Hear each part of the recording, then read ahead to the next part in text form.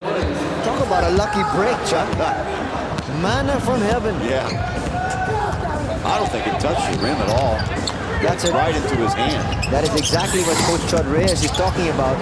That should have been a violation. Alapag with a three. Yeah, Jimmy Alapag just firing it up right now. As he has hit 3 clutch threes with under 3 minutes to go as the Philippines take the lead, 63-59. We'll be back. Under control as they led by 5. But 3 3-pointers by Jimmy Alapag. Panisi also chipping in with 1. Gagiga also with 1. So doing it with the long ball, the Philippines get themselves right back in this game. And in fact, taking this game by the horns here with 2:44, 3:15, something like that to play. 2:56, under 3 minutes now. So Americans are going to have to find some more options off their offense if they expect to stop this Philippine team. We shot an abysmal 11% the third quarter. Have really turned it on here in the end. And what we got here, stepped on the in line. I think it's a 3-second violation. So a turnover. The Philippines will get it back. You know, the problem with the Americans is they should get into their offense much quicker. They're taking too much time, like you can see a while ago. It's a rough shot, though. They got the lucky break with that putback. Very deliberate, very one-dimensional. And it's really costing them now as they are getting taken to the cleaners. Throng of Filipinos here inside the stadium in Chinese Taipei.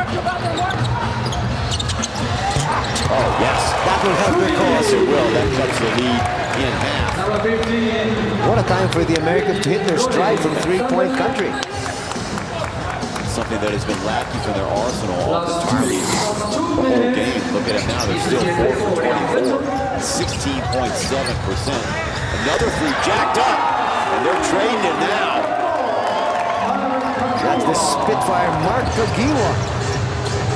And the Philippines raining 3-pointers on the Americans.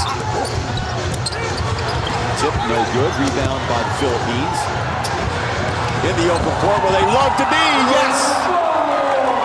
Nice touch pass there from Jimmy Alapag to Mark Gagiwa, and the Philippines finishing on the break. They're up by 8 with a minute and 30 remaining. Yeah, see, the problem with the Americans now is that, they just run out of ideas. Gets the deck here, and it's a travel call, so that might just do it. Could have also been a charging call called on the Americans there. A minute 20 remaining. And a timeout by Mike Jarvis as he's going to have to discuss it.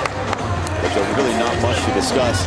The Philippines turning it on, going on turbo power behind that guy right there, little Jimmy Alapag, who hit 3 threes in crucial situations right when they need it. Let's not forget Kikigwa either. He hit 2 huge shots. And, a couple of good defensive stands by the Philippines, too. Not allowing the Americans to get 2, 3, 4 opportunities. You can't do that if you're sitting behind it. Get out in the hedge position so when you switch, you're already in the lane. Come on, guys. 1:20 to go. We're picking up. We got 3 little guys in. Let's pick up. Let's put the pressure up. We don't get beat. How are we going to get beat? How are we going to get beat on the back door? We don't. All right, let's see if we get a couple of fast break baskets. We got to get into our offense now a little quicker. Okay? We're red. We're red. We're red. 120. 1, 2, 3. I told you, Chuck, Come on, they guys. have to get into their offense much quicker. That's exactly what Coach Mike Jarvis just mentioned.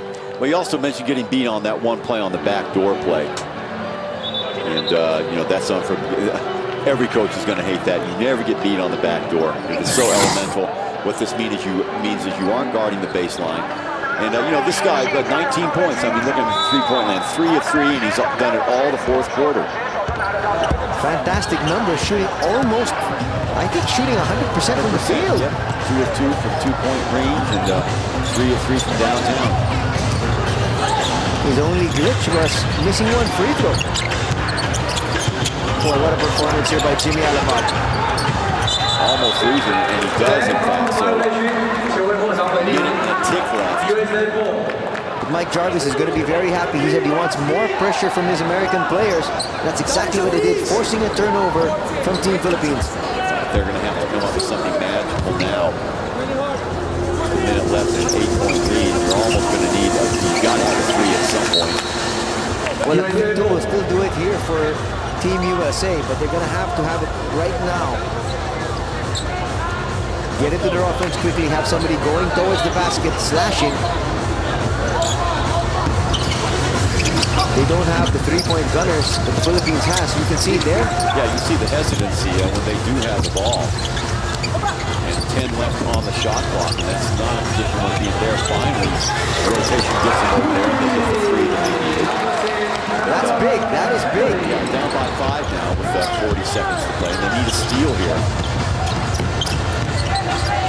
The Philippines lately doing a very good job of protecting the ball. I think Team USA has got a foul here. But of course, too much time has already run out, so might as well just play out this shot clock. Oh, almost stolen away. So the Philippines will get the ball back with 5 on the shot clock. Well, time is not on the side of Team USA. 22.3 seconds remaining. They're down by 5. Even if they get the defensive stop here, they'll still need 2 baskets. Yeah, if you're talking 18 seconds left and, you know, you're down by 5 points.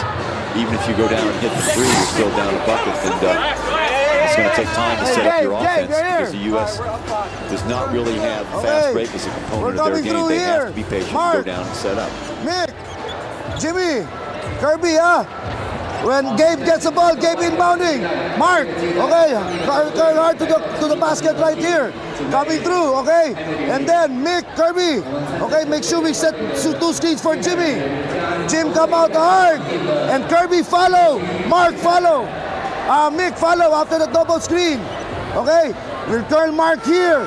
If he's open, Gabe, you get him and you attack right away. Now double screen for Jimmy coming out. Kirby, balik sa bola. Mark, Mick, come to the ball. Okay, well, setting up a play there. It was very clear what Coach Chodreyes wants because he realizes there's only 5 seconds in the shot clock. And what he has on the floor right now is a very good inbounder and a point guard in Gabe Norwood. At the same time, you have Jimmy Alapag coming off that double pick who he can hit the outside shot. But his first option is Mark Kagiwa going towards the baseline. And Mick Pinisi and Kirby Raimundo, when they get that ball, can also hit the outside shot. Yeah, didn't quite work out for him. That's the buzzer! So that will do it. Well, a busted play, but doesn't matter. They get the 2 points out of it, and it doesn't matter now. 72 to 67. He just salted away. There is the foul. Wow. You know, Chuck, the main reason why Mark Kagiwa was option number 1 for Coach Chodreyes is because he's the #1 freelancer as far as the Philippine team is concerned. Give him the ball, he can break down the defense, he can take the outside shot, and that's exactly what happened. Well, the double. And again, Anthony, goes back to their very poor shooting. And, you know, they're just really basic one-dimensional. There's your foul. Being one-dimensional as a team, they really don't have anybody, you know, like a Jimmy Alapag that can, you know, get you points quick. They have to set up. That's not their game any other way. So when you fall behind, it takes time to set up and time to score points, and time that they just don't have right now, 2 seconds. And at the same time, Chuck, you need to have the complete package if you want to win a championship, if you want to do well in the tournament. They have the size, they have the heft, they have the talent inside, but they don't have any shooters to complement these big players. At least they did in this game. They weren't able to knock down shots when they needed to. Now, bear in mind, that also includes a very poor third quarter shooting outing by the Philippines, right? Where they scored only 6 points. You can see it right there. But the Americans, what they do, they only scored 15. Look at the second quarter. Americans only scored 6. So, you know, you add all these up, and it's a Philippine win, and it could have been more had they converted more at the free throw line. So I think really, realistically, you're looking at Mike Jarvis that has a team that might win a few games here, but he really doesn't have a spark plug, the point guard that can really push the ball up. You know, they did some good things with the press. They did a few good things shooting later on, but not enough to beat this high-octane Philippine offense. We'll be right back to wrap it up in a moment.